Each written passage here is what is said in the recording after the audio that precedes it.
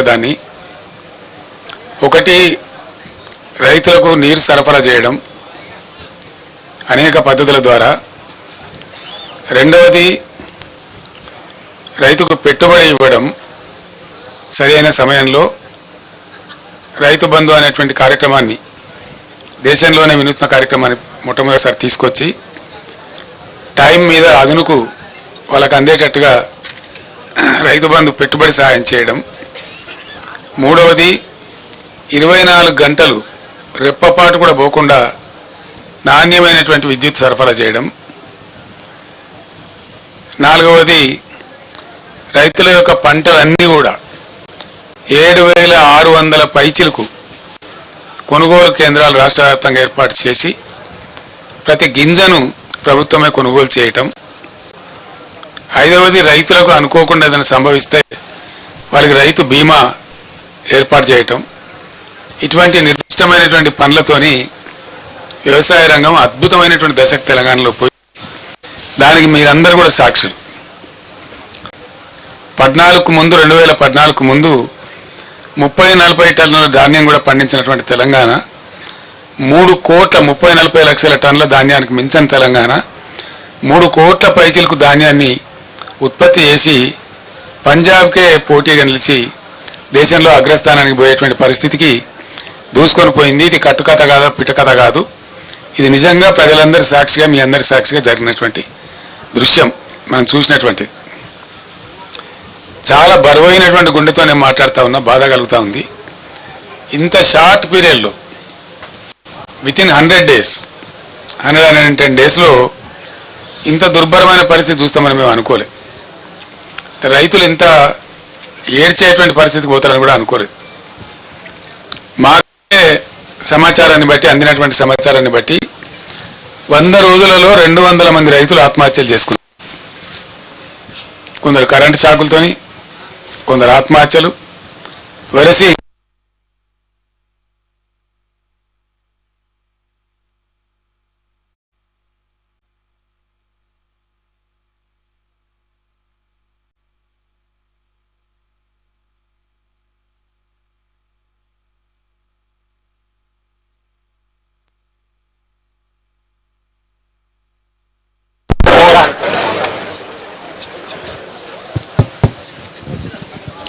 ఇట్లా పోతా వస్తూ ఉంటుంది కరెంటు.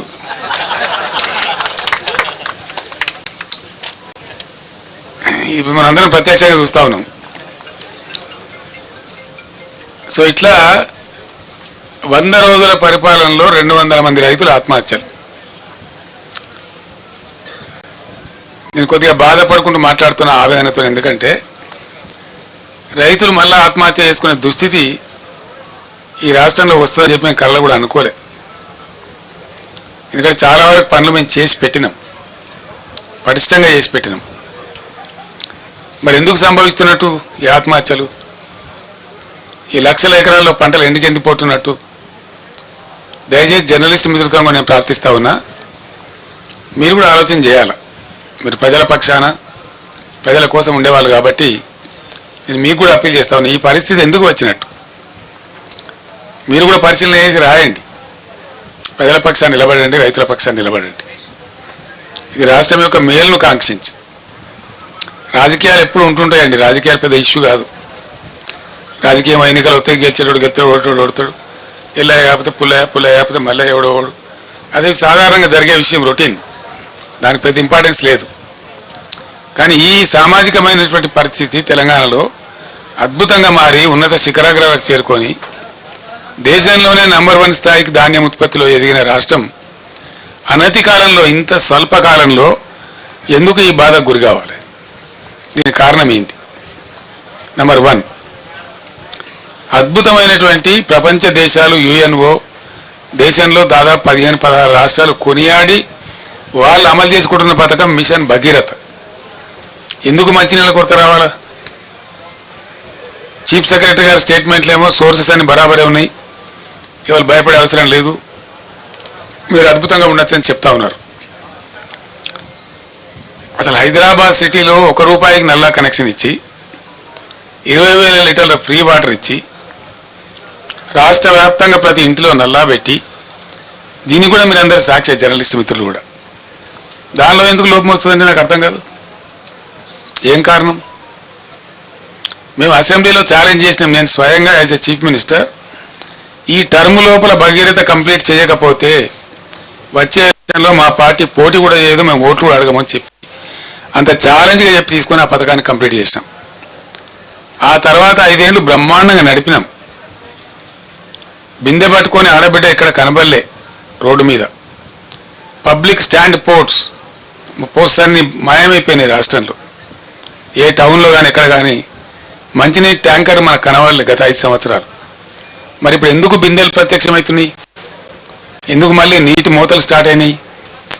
ఎందుకు నీళ్ళ ట్యాంకర్లు విచ్చలవిడిగా వ్యాపారం చేస్తున్నాయి? హైదరాబాద్ సిటీలో కూడా ట్యాంకర్లు పెట్టాల్సిన దుస్థితి ఎందుకు దాపరిస్తూ ఉంది?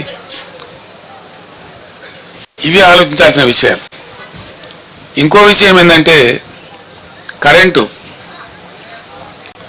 1.5 సంవత్సరంలో డిస్ప్రపోర్షనేట్గా చాలా దారుణంగా ఉన్నటువంటి విద్యుత్ రంగాన్ని సుమారు 35,000 కోట్లు ఖర్చు పెట్టి రకరకాల పద్ధతులన్నీ అవలంబించి సెంట్రల్ ఎలక్ట్రిసిటీ అథారిటీని కూడా సంప్రదించి మా మెదడంతా కరగదీసి అద్భుతమైనటువంటి కరెంటును మేము తీర్చిదిద్దినాం.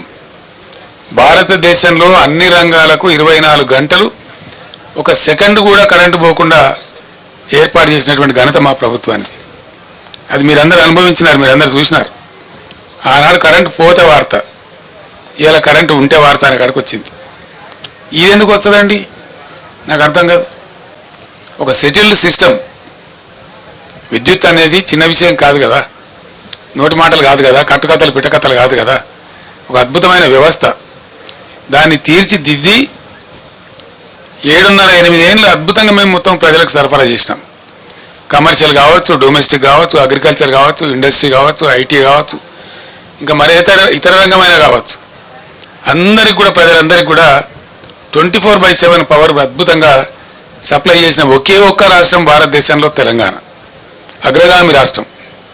మరి ఆ రాష్ట్రానికి ఏం చెదలు పట్టింది? అలా 100 రోజులలో ఇంత అస్తవ్యస్తమైంది.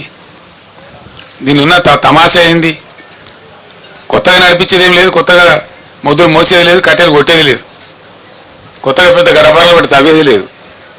ఉన్న వ్యవస్థ ఉన్నట్టు జరిగించలేని అసమర్థత ఏంది, అశక్తత ఏంది? కట్టిన ఇల్లు పెట్టిపోయి కదా, దాన్ని నడిపించే తెలివి కూడా లేకపోతే ఎట్లా? అంటే మనకు స్పష్టంగా దీన్ని బట్టి అర్థమవుతున్నది ఏంటంటే, ఇప్పుడున్నటువంటి రాష్ట్రాన్ని పరిపాలిస్తున్నటువంటి పార్టీ ప్రభుత్వం యొక్క అసమర్థత, అవివేకం, తెలివి తక్కువతనం, అవగాహన రాహిత్యం, దేన్ని ఎట్లా వాడాలనో తెలియనటువంటి ఒక అర్భకత్వం మనకు స్పష్టంగా